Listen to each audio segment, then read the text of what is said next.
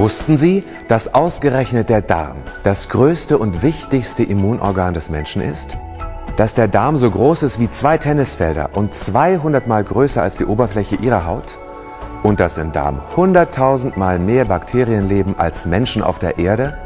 Sie sehen, unser Darm ist sehr wichtig für das Immunsystem und die Gesundheit des Menschen. Aber wie funktioniert das genau? Abertausende Bakterien besiedeln den Darm. Sie lassen sich in rund 400 verschiedene Bakterienstämme aufteilen. Die gesundheitsfördernden Bakterien sind Probiotika, die anderen machen krank.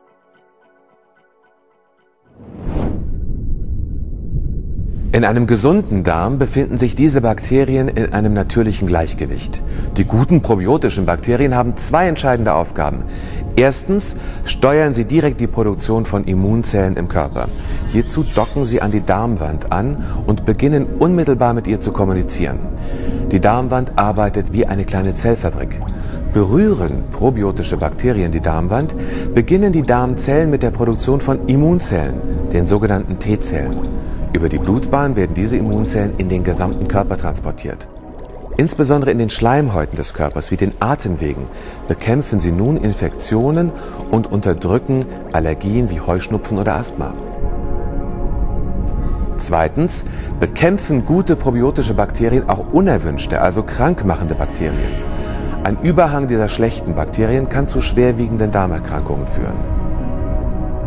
Der alles entscheidende Faktor für die Gesundheit ist nun, das natürliche und sensible Gleichgewicht der Darmbakterien sicherzustellen. Im täglichen Leben von immer mehr Menschen ist dieses sensible Gleichgewicht heute akut in Gefahr. Fragen wir dazu einen Experten, den australischen Immunologen und Fachmann für Probiotika, Professor Robert Clancy. Professor Clancy, warum kommen die Bakterien in unserem Darm aus dem Gleichgewicht und wie macht uns das krank?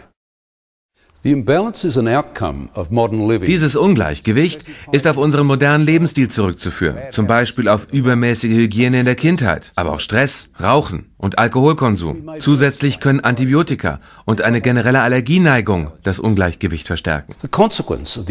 Es führt dazu, dass sich das Immunsystem nicht richtig entwickeln kann, was das Risiko von Infektionen erhöht, vor allem im Bereich der Atemwege und des Darms. Dann bekommt man schnelle Allergien, Heuschnupfen oder Asthma.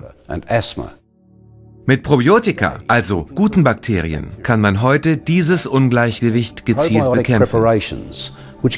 Probiotika bringen den Darm dazu, Immunzellen zu produzieren.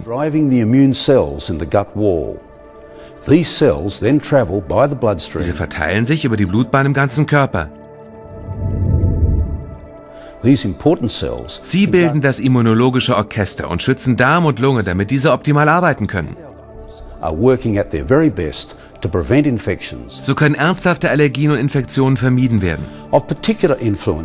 Besonders Virusinfektionen spielen in der modernen Welt eine ungeahnt große Rolle. Diese können chronische Müdigkeit hervorrufen und unsere Leistungsfähigkeit beeinträchtigen. Probiotika schützen auch davor. Eine ausgewogene Darmflora ist also eine wichtige Voraussetzung für unsere Gesundheit. Die fehlt aber heute vielen Menschen. Das zeigen diese Zahlen. In der Zeit von 1911 bis 1991 hat sich die Zahl der Allergiker um das 11-fache erhöht.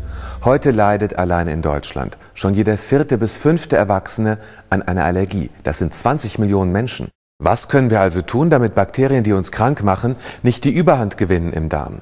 Wie können wir das sensible Gleichgewicht wiederherstellen und sichern? Forscher haben festgestellt, dass Menschen gesünder leben können, wenn sie regelmäßig probiotische Bakterienstämme einnehmen. Schulmediziner geben schon seit Jahrzehnten probiotische Präparate zur Vorsorge und Behandlung von vielen Krankheiten. Wenn wir unsere Gesundheit mit probiotischen Produkten unterstützen wollen, müssen diese jedoch einige wichtige Voraussetzungen erfüllen. Um die Darmflora positiv zu beeinflussen, muss ein probiotisches Produkt eine ausreichende Anzahl an Bakterien enthalten. Aus medizinischer Sicht sind mindestens 1 Milliarde pro Anwendung notwendig.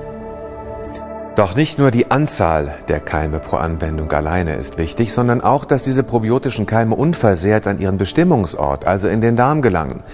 Kritisch ist in diesem Zusammenhang die Passage durch den Magen. Magen- und Gallensäure bilden für Probiotika eine sehr aggressive Umgebung. Abhilfe kann eine schützende Hülle um die probiotischen Bakterien schaffen. Eine sogenannte Mikroverkapselung, wie sie von einigen Unternehmen in patentierter Form eingesetzt wird, erhöht die Überlebensrate um ein Vielfaches. Die Bioverfügbarkeit der probiotischen Bakterien wird so deutlich gesteigert.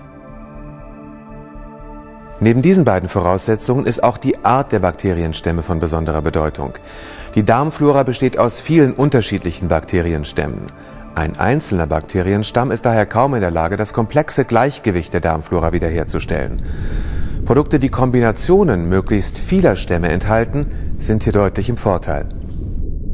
Kommen all diese Faktoren, 1 Milliarde Bakterien pro Anwendung, schützende Mikroverkapselung und eine Kombination unterschiedlicher Bakterienstämme zusammen, dann können Probiotika sinnvoll eingesetzt einen wichtigen Beitrag für die Gesundheit der ganzen Familie leisten. Fassen wir zusammen.